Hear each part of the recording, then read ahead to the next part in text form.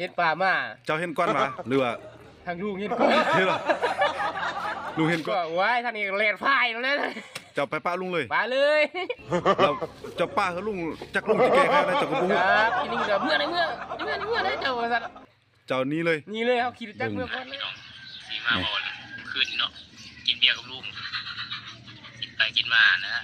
มีมืออ่อนและยินเดียนเนาะพี่น้องไอ้กินไปกินมาป่ามานำ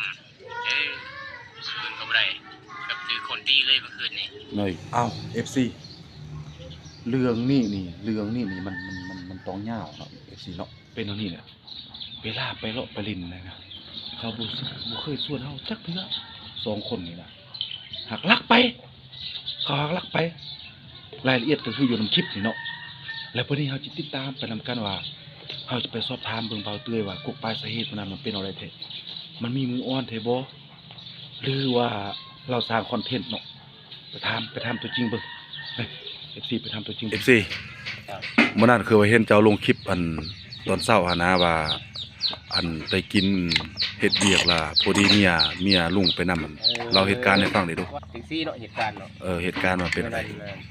แม่นแต่ของเพื่อนเขาหันเฮ็ดถ้าเขามากินเนาะแกงแม่นแต่งกินสู้แล้วเอาเบียร์มาสู้ได้อยู่แลลังนึงลังนึงแล้วเฮ็ดเอาได้นั่งกินไปกินมาผัดแล้วผู้ยิ่งผู้ยาอะไรเนาะมาจักคนประมาณจักคนบ่ดีๆโอ้3-4คนโอ้ผู้สาวว่าซั่นๆเนาะกับผู้สาวแล้วเนาะประมาณ 10:00 นทางปลามานำทางปลามานำลุงดอกกับเป็ดไข่แน่ว่าซั่นคือเว้นมาเฮือนดึกแล้วโทรหาเคยบ่รับว่าซั่นเคยค่าฟังเพลงนี่เนาะเห็นปลามาเจ้าเห็นก้อนมาหรือว่า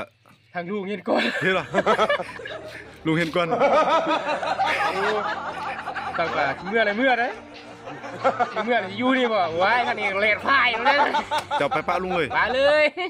แล้วเจ้าป้าเขาลุงจักลุงจะแก้แค่ได้เจ้าก็บ่ฮู้ครับกินนี่เดี๋ยวเมื่อได้เจ้าสัตว์เจ้านี้เลยครับขี่จักรเมื่อก่อนเลยป้าเขาลุงเลยป้าลุงเลยเจ้าจะเฮ็ดเรานี่จักเถื่อเด้อเจ้าจะเฮ็ดเรานี่จักเถื่อเด้อมีเกิดปัญหาเด้อขึ้นมากกะยาเด้อต้องได้ปกป้องเอาลุงได้คันก่อนเรานี่ว่าถ้าเขาเจอสถานการณ์แบบนั้นเจ้าเป็นเคยจะต้องเลยปกป้องเอาลุงเดี๋ยวเจ้าบ่เฮ็ดจักเถื่อดอกนั้นเด้อจะเป็นนี่ปะปกป้องแล้วบ่ลุงแก้ปัญหาเองหรือบ่โอ้บ่ได้เวลาเคยมีปัญหาลุงมันมาแก้ไขเอาหน้าที่ลุงอยู่แล้วนะมียังอันจิฝากถึงอันถึงป่าบ่บ่คิดยังได้บ่มียังตีมื้อนั้นบ่มียังมีคำบอกน้อยๆฝากถึงป่าเฮามื้อนั้นก็บ่มียังดอกไปมื้อนั้นก็นั่งกินข้าวกินน้ำอยู่ซื่ออย่าไปคิดหลายทั้งว่าจูเฮาก็ไปหักขอบหักคั่วนั่นแหละไปเฮ็ดเวียกเฮ็ดงานเฮ็ดทั้งเจ้าของเฮือนเขาก็แต่งพวกเขามานำมากินเนาะกันนั่นเฮาก็ปฏิเสธบ่ได้ว่าซั่นๆเนาะได้เพราะว่าเจ้าของเฮือนสิเมื่อก็ไม่เมื่อดิแต่ว่ามื้อนั้นยอมรับว่ามีผู้สาวเนาะมายินประมาณ3คน4คนเนาะประมาณ3-4คนพุ่นแหละกันนั้นก็แสดงว่าอันเฮ็ดกกปลายสาเหตุมันเป็นเอานี่เนาะFC กกปลายสาเหตุมันเป็นเอานี่เด้อมื้อนั้นคลิปเบาตุ้ยลงมานั่นล่ะเนาะเอาขอบใจเด้อสัสๆเด้อ